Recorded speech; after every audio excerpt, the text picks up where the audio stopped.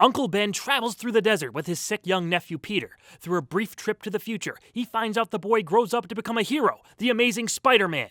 Desperate to save this destined savior, he grabs modern medicine and rushes back to his brother's dying child.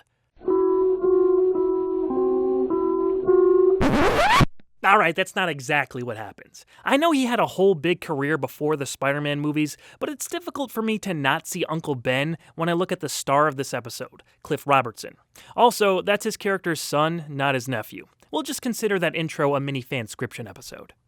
The year is 1847, and a caravan of settlers, led by Chris Horn, are heading west from Ohio. Horn's son is taken very ill, while the group at large wants to turn back. There's been no water for days, and everyone just seems like they're on their last legs. In a last-ditch effort to find water, shelter, or help of any kind, Chris decides to go out and check over the nearby rim. But when he does, he spots a paved road and devices hanging above it that he's not familiar with. He doesn't know it yet, but Horn has been transported to the year 1961. After nearly being hit by a truck and wounding himself with his own gun, he walks ahead until he finds a cafe. The owners, Joe and his wife Mary Lou, take the weary, out-of-place-looking man inside, where he tells them his story. The couple aren't sure what to make of Chris, but when Horn finds out he's over 100 years into the future, he slowly starts to believe there may be a reason for it. Some otherworldly justification why he was inexplicably launched into the future. Frequent director Buzz Kulik oversaw this production, and it's one of his better ones up to this point. He mentioned in an interview years later that it's one of his favorites. I can see why. Kulik had many gracious things to say about Cliff Robertson and his dedication to the character he was playing. Robertson was very involved in more than one aspect of creating Chris Horn. He wrote up 9 pages of backstory on the character and handed it into Kulik to see if it contradicted his interpretation of the material. It was also Cliff's idea to go with the top hat and overall outfit his character ended up wearing. This decision was based on Robertson's research of settlers from the period. They usually didn't look like stereotypical cowboys. Many of them who started out further east in search of a new life in California left home with the clothes on their backs. However, cinematographer George T. Clemens supposedly took issue with the hat. He thought it would come off as comedic and even called up Rod Serling, who was not on set for this episode, and tried to get him to talk Robertson out of it. Rod actually agreed with Cliff and was all for making the character feel more authentic. Clemens later admitted that he was wrong in his assessment, as it did add to the character's genuine appeal. The last significant change Robertson made to Horn was the addition of a slight accent. Cliff actually has a commentary track on the Blu-ray set where he explained his reasoning, and it was once again to make the character feel more real.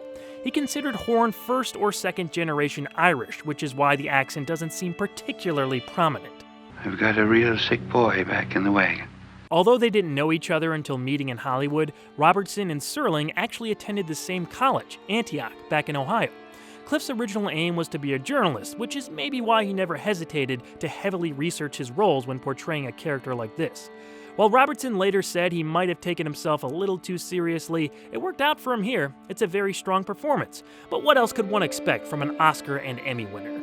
Robertson would show up one more time for the Twilight Zone in a very different part the following season. The rest of the cast were solid in their supporting roles. John Crawford and Evans, yes, you heard that right, were believably caring in their wanting to help Chris.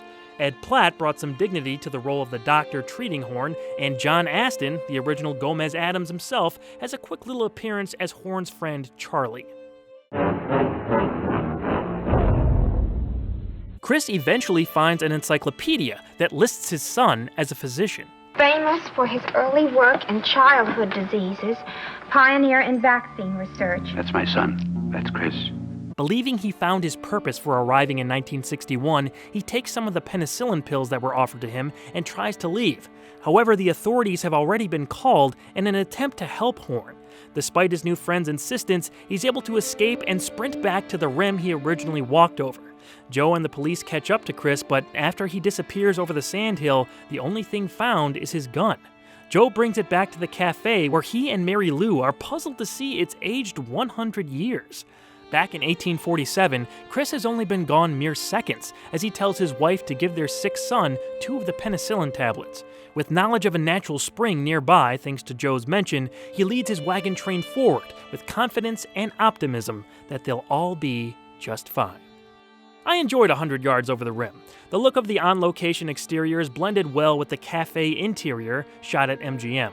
Also, there was a tangible reason Chris was sent forward in time, which made everything feel like it had more of an arc.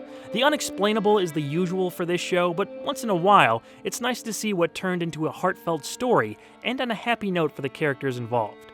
I'd recommend giving this episode a view. Seek it out, but don't go too far. You might end up on the other side of the horizon, in another time, another place, known only as the Twilight Zone.